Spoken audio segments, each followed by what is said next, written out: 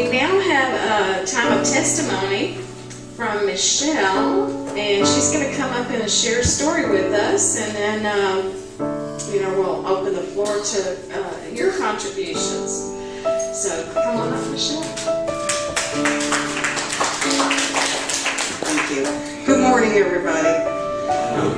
Unfortunately, Jeff couldn't be here today to tell you his own testimony, so you get to listen to me, and I will tell you his story from my perspective. Almost 40 years ago, Jeff and I were married. We had a normal marriage, ups and downs, fights, love. We've been blessed with two beautiful children, a daughter-in-law and two sons-in-law, four adorable grandchildren.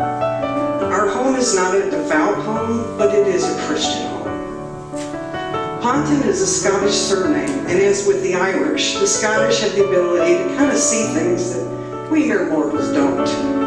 Since I've known Jeff, he swears he has 3 guardian angels. Trust me, if he does, they work overtime. When our first grandson was born prematurely, he asked one of them to stay with him. This he did with each grandson after. About 5 years ago, the Lord decided he needed our son to come home. Mike was 21 years old with a 2-year-old son and a beautiful girlfriend. This almost broke Jeff. He lost his best friend, his little buddy. He's told God it should have been me, not him. He went into a deep hole that we feared we would never get him out of. Excuse me. Our prayers seemed unanswered. Even our second grandson, Mike's son, was heard to say to his angel that his papa had given him, "You stay here now. Papa needs you more than I do." We all knew who he was talking to. And so the Lord's Prayer became a daily event for Jeff to deal with the pain, the loss of our son, the piece of him that is missing. The simplicity of the Lord's Prayer takes this pain away. Through the severe depression, the Lord's Prayer was his only answer for survival, and it worked to bring him out of the depression.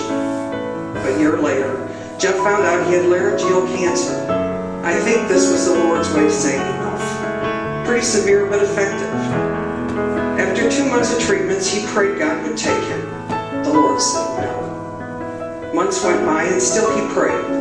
Not for the Lord to take him, just the Lord's Prayer. Not asking for anything, just praying, which he continues to do daily to deal with Mike's loss. 2 years ago, Mike's girlfriend married, and now we have a new grandson-in-law. We have a new son-in-law and grandson number 4. Over the past 3 years, he has come to somewhat accept Mike's passing. He misses him still, but no longer questions. He is now cancer-free, but suffers the after effects, as do most cancer patients. Although he isn't an avid churchgoer, the Lord has been part of his life in an everyday kind of fashion. He continues to say the Lord's Prayer daily. Let me conclude by reading a poem that literally fell into my lap yesterday. It's titled Asking God. The author is unknown. I asked God to take away my pain. God said no. It's not for me to take away, but for you to give up.